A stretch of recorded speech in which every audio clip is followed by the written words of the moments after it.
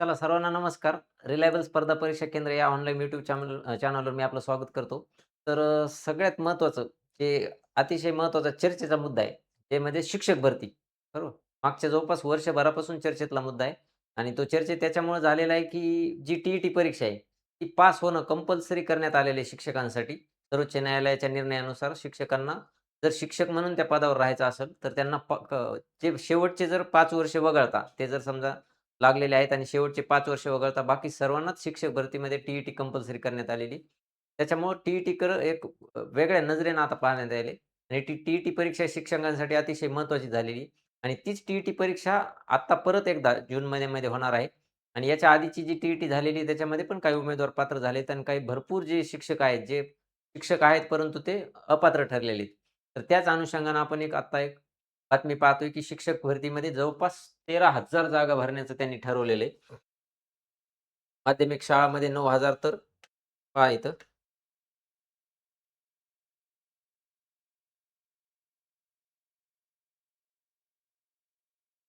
तर पहा तो आकडा आपण पाहिलोय.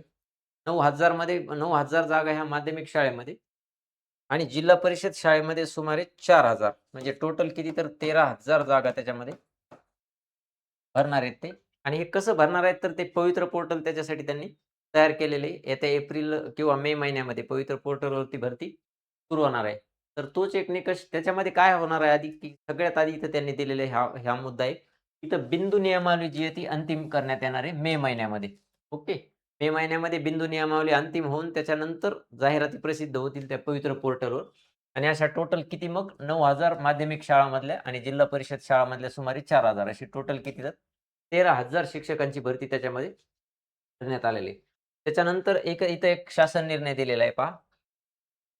मार्च 2024च्या शासन निर्णयानुसार झालेल्या संच मान्यतेत पटसंख्येच्या निकषानुसार अतिरिक्त ठरलेले जवळपास 12 ते 13,000 शिक्षक आणि शिक्षकेतर कर्मचाऱ्यांचे दुसऱ्या शाळांमध्ये समायोजन सुरू आहे. जे एक्स्ट्रा झालेले तर ते दुसऱ्या शाळेमध्ये कसं समायोजित करता येईल, त्यांना कसं समाविष्ट करून घेता येईल याच्यासाठी मार्च 2024 नुसार त्यांनी निकषानुसार ठरवलेले आहे त्यांना. ओके.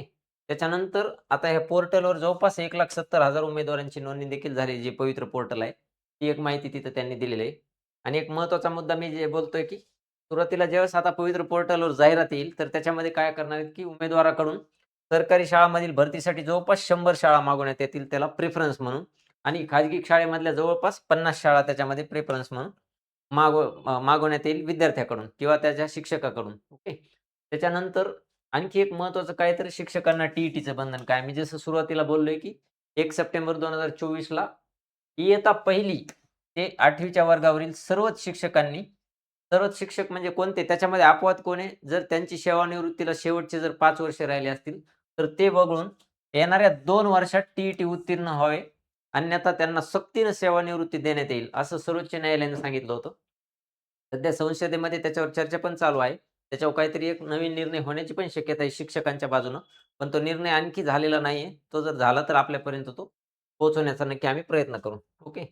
इथं ते पण दिलेलं आहे. संसदेत नव्यानं मंजूर झालेल्या विधेयकातून शिक्षकांना दिलासा मिळाल्याची खबर मिळाल्याने सगळेच आनंदात आहेत. पण आणखी तो निर्णय इथपर्यंत आपल्यापर्यंत आलेला नाही. ओके. आणि येणारी जी शिक्षक भरती असणार आहे, जी टी-ई-टी परीक्षा असणार आहे, ती 21 जूनला होणार आहे. म्हणूनच सर्व शिक्षकांनी ह्या 21 जूनच्या परीक्षेला म्हणजे आता चालू आहे 10 एप्रिल, 10 एप्रिल ते 10 मे, 10 जून बऱ्यापैकी एक 70 दिवसाच्या आसपास कालावधी उरलेला आहे. ओके. आणि मग त्याची जी तारीख आहे, जी फॉर्म भरायची टी-ई-टीची तारीख आहे, ती 16 एप्रिल आहे लास्ट डेट. तर प्रत्येक शिक्षकाने किंवा ज्यांना टी-ई-टी द्यायची आहे, त्यांनी 16 एप्रिलपर्यंत असे अर्ज आपण केले पाहिजे, असं शिक्षणाधिकाऱ्यांनी त्याच्यामध्ये सांगितलेले आहे.